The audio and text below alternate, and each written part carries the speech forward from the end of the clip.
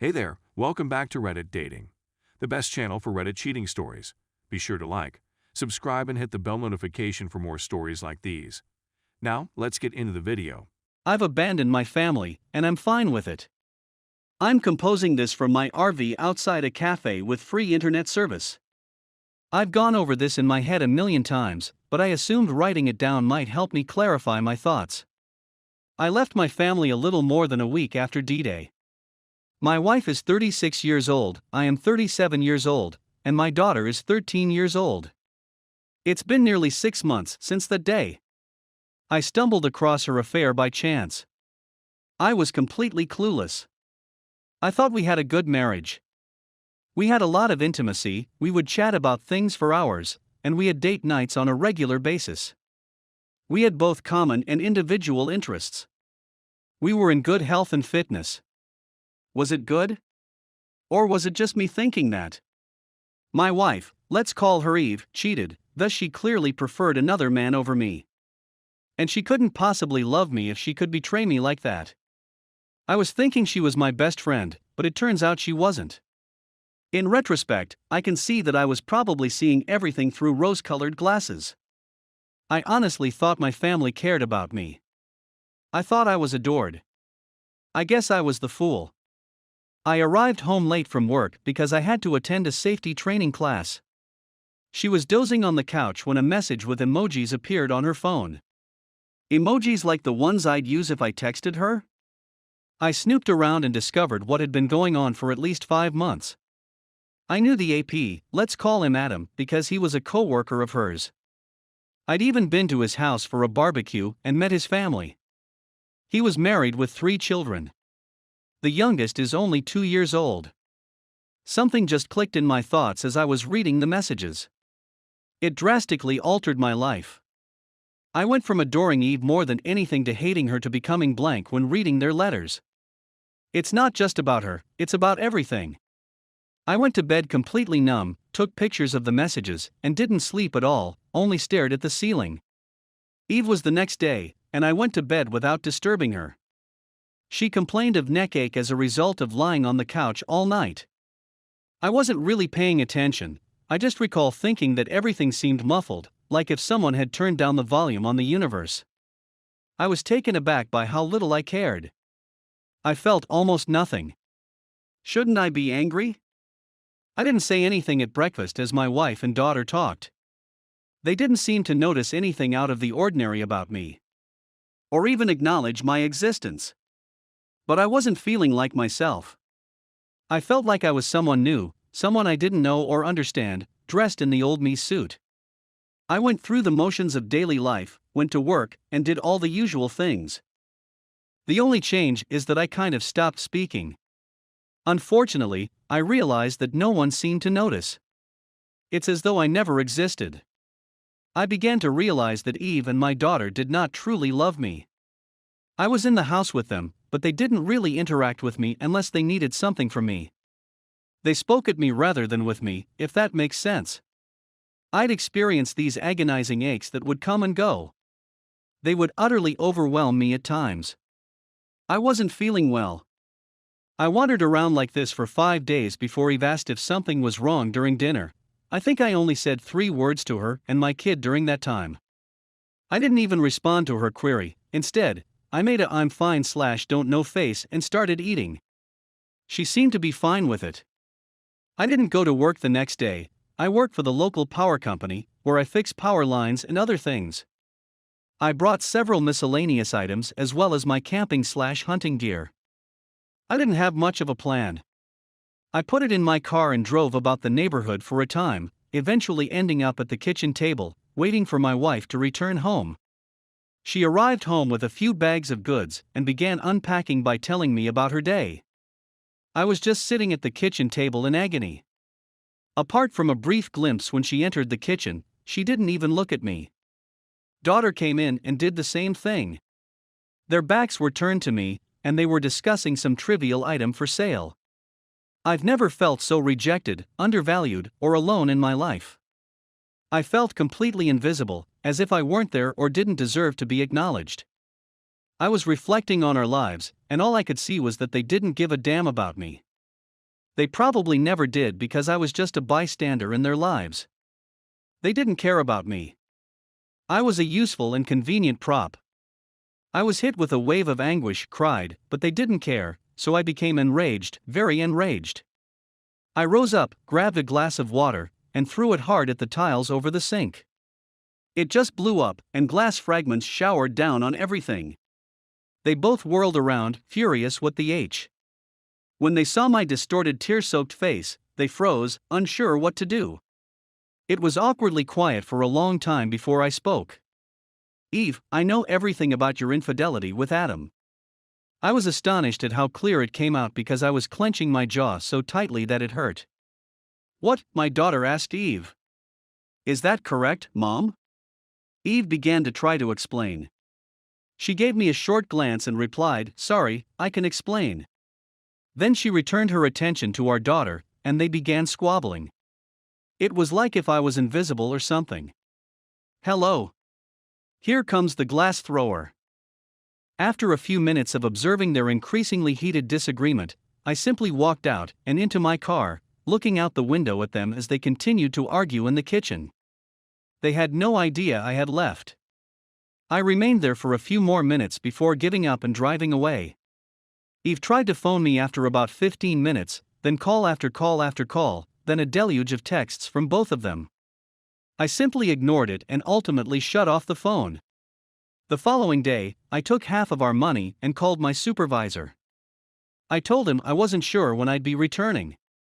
He told me I'd be fired if I didn't show up. I simply said okay and hung up. I simply didn't care. When I arrived at Adam's residence, his wife opened the door. I handed her a copy of the mails and told her about Adam and my wife's activities. I left her sobbing on the stairwell. At the end of the day, I found myself at a small hotel on the outskirts of town. The next few days were a jumble as I tried to make sense of everything. I didn't make any significant progress. I was mostly staring at the wall, trying to come up with excuses not to commit suicide. Eve's older brother is a police officer. We'll call him Bob. I'm not sure if Bob arrived on the third or fourth day. I'm not sure how he found me. He attempted to question me, but I remained silent. When I didn't respond, he informed me that I was under arrest and placed me in handcuffs. However, he did not take me to the station as I had anticipated. Instead, he drove me home. Bob pulled me into the living room, where my wife and daughter began berating me right away. Still, I remained silent. I just sat there in awe as they told me how bad this was for them. When I was a nasty a-hole for making them worry. It carried on for a bit until Eve yelled at me, say something. I looked at her for a moment before saying quietly, I don't have anything to say to you. Bob became enraged and shoved me against the wall, screaming at me not to speak to his sister in that manner. Bob's furious reaction gave me a lot of delight. I'm not sure why, but it made me so joyful that I burst out laughing. Bob's wife had left him 4 months before. I gave Bob a friendly smile. Bob, you're pathetic. Did you beat up on Bob's wife? Is that why she abandoned you? Bob slammed into me and knocked me out. Wife and daughter began screaming in unison. As I stood up, I couldn't stop laughing. I couldn't stop myself. I was bleeding from someplace on the floor when I noticed it. I'm still handcuffed and giggling. Perhaps it was the ridiculousness of it all? I spit blood in Bob's face and exclaimed, "You, Bob." He punched me again, this time hard enough to put me out cold. In the hospital, I awoke. When I opened my eyes, I puked all over the floor, so I knew I'd suffered a concussion. Eve, Bob, and my daughter were present, and they were speaking to me in a way that I couldn't understand. They were ordered to leave by a nurse who emerged. She gave me a pan to puke in and summoned someone to clean up. I told her that my family had brought me here, and that they were not to come close me while she was taking my pulse. That if they came back into the room, I would leave and run. She argued vehemently that running or simply standing up was a bad idea for me. She would, however, speak with security. It was wonderful not to see them again in the hospital. I could finally think, and I felt a little better. I considered reporting Bob in order to get him fired, but it's a small town. His co-workers would most likely cover for him. I pondered addressing my wife, but it also didn't make sense to me. I chose to vanish, to become a ghost, since I didn't want to see these individuals again. I wrote each of them a letter and warned Bob that if he troubled me again, I would report him. I informed my daughter that Eve had deceived me, and that she would no longer have a father. I wrote a lengthy letter to Eve. I made an effort to be as practical as feasible. I told her I was going to sell the house, that I wouldn't be paying the mortgage or utilities any longer, and so on. I told her that reconciliation, or even contact, was out of the question, especially since she had sent her brother to drag me back and beat me senseless in front of them. I emphasized that I will never do anything for her again, so if she wants a divorce, she must organize it herself. I told her I was going to vanish and didn't want to be discovered. That if she interferes with my life again, I will commit suicide. That we'll never talk again. I concluded by expressing how much she had hurt me. I really regret saying that final phrase to her. It's as if I let her steal a little more of me, as if I let her cause me a little more agony. In the hospital, I devised a plan to vanish, and Eve gave the hospital some new clothes, which they forwarded to me. Then one evening, I simply exited the rear fire escape. I set off some type of alarm and panicked a little, but happily no one stopped me. I returned to the motel to retrieve my car. I exchanged it for a modest RV and took off. I recently purchased a new phone. My father was the only person I called. I told him everything and warned him that if he provided my new phone number to anyone, I would be completely unavailable for the rest of my life. He could phone me if he wanted to reach me in order for me to sign something. Aside from that, I just wanted to be alone. I grieved the loss of my former life for the first several months, but I soon realized that I was grieving the death of a fantasy. A memory that lived solely in my thoughts. The devoted wife and daughter, the family, the friends. It was all a figment of my imagination. These people never genuinely cared about me. Over time, I began to recreate some semblance of a life. Only this time I was completely invisible. I ghosted the entire society. Now I'm just a box. To store valuables and cash, I hire a safe deposit box. For money, I do odd things. I go hunting, fishing, and scavenging. My money expenditure is minor, hence my cash reserves are increasing. I don't have a bank account and I don't pay taxes. When people ask what my name is, I say Fred. This is not my name. I go out of my way not to contribute to society or anything else. I am still invisible, like I was in my family, but at least to strangers. Not those who claim to adore me. To be honest, I kind of like it now. I make my own beer, I travel, and I have no obligations. I work whenever it is convenient for me. I spend a lot of time relaxing in nature. I go hunting and fishing with a few companions. I am in fantastic shape, in fact, I am in the finest shape of my life. Overall, my life is improving. At the very least, no one is manipulating me for their own gain while appearing to care about me. I have no idea what happened to my wife and daughter, old acquaintances, or the rest of the family. I'm not sure if I'm divorced or owing child support. I have no idea what happened to the house. I'm not particularly bothered. My father has tried to offer me information a few times, but I have always turned him down. He is the only person from my previous life with whom I periodically communicate. I feel liberated, relaxed, pleased, and even delighted.